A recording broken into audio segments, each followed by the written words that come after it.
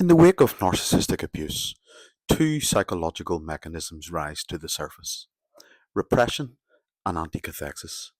One conceals pain, the other redirects it. In classical psychoanalytic terms, repression pushes unacceptable truths out of conscious awareness.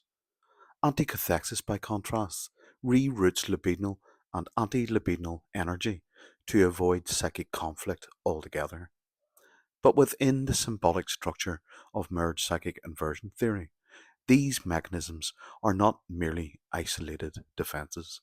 They unfold across time, forming the hidden architecture of collapse and recovery, beginning with the initial gaze and ending with the survivor collapse and integration. It is here, not in theory, but in sequence, that repression and anticathexis reveal their true roles. The narcissist deploys anticathexis to avoid collapse at all cost. The survivor represses until repression itself fails, initiating collapse. It is not about who has more pain, but who has more symbolic unconscious capable of metabolizing it. The narcissist begins with a scan, cold empathy, not connection. This is not empathy in the interpersonal sense. It is affective calibration. Spotting is the selection of a compatible mirror. Auditioning is the test. Will this subject serve as fantasy stabilizer, idealized echo, and regulatory container? For the survivor, the redeemer ego stirs. It is not yet repression, it is activation. The deep internal need to repair childhood wounds emerges, animating the pseudo false self. In this moment, both parties appear to fall in love, but it is a mutual hallucination. The narcissist uses anticathexis to sustain projection. The survivor leans towards denial. Idealization is now mutual. The narcissist infuses the partner with projected omnipotence. The survivor, especially if trauma bonded, responds with fusion, admiration, and loyalty. Repression begins lightly for the survivor here. Small inconsistencies are overlooked. Micro boundary violations are rationalized. Red flags are buried. This is not yet collapse. It is pre-collapse compliance. The narcissist maintains structural balance not by repressing inconvenient truths, but by denying their symbolic presence altogether. Anticathexis reroutes any impulse towards intimacy, remorse, or vulnerability. The structure becomes taut, not fragile. It is the survivor who begins to bend. In devaluation, at this point, the narcissist begins hypocathexis, the withdrawal of emotional investment. It is sudden and it is patterned.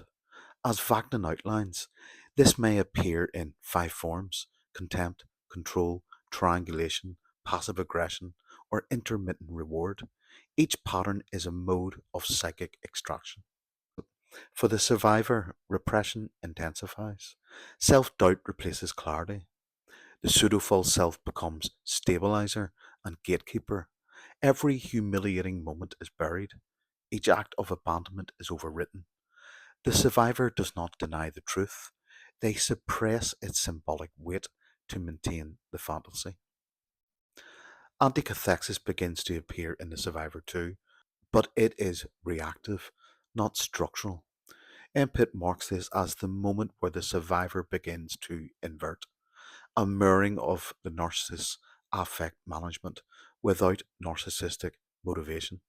It is not pathology, it is survival. When the narcissist discards, anticathexis becomes absolute. The partner is severed emotionally, often with minimal external warning. What remains is a cold void. The narcissist, however, is not undone. Anticathexis reboots the structure. A new object will be found, and the fantasy must be maintained. For the survivor, this moment is catastrophic. Repression fails. The buried grief, fear, and psychic betrayal surge upwards. The pseudo false self fractures. This is the M-pit collapse. Psychological symptoms appear: Flashbacks begin. Identity liquefies. The unconscious, long suppressed, comes alive in full symbolic force. This is the structural difference. The narcissist avoids collapse by design. The survivor undergoes collapse by necessity. Here, the narcissist reinvents. No repression fails because no symbolic truth was ever permitted to form. The survivor, however, faces integration. The repressed unconscious is now a lived reality. Grief, rage, confusion, shame, these must be metabolized.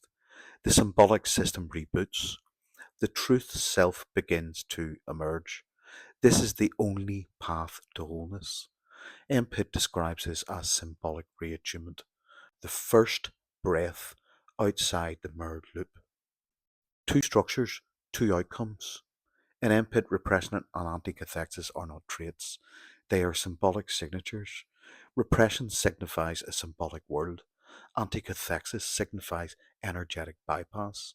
One bends and breaks, the other loops and replaces. The narcissist anticathexis prevents collapse, but also truth. Survivor's repression causes collapse, but enables meaning. Collapse in M-Pit is not failure, it is symbolic continuity. It is the price of healing. Narcissistic abuse is not just an experience. It is a sequence of psychic mechanisms.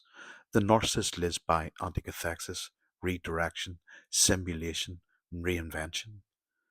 The survivor lives by repression until they can't. Then collapse comes, and with it, truth.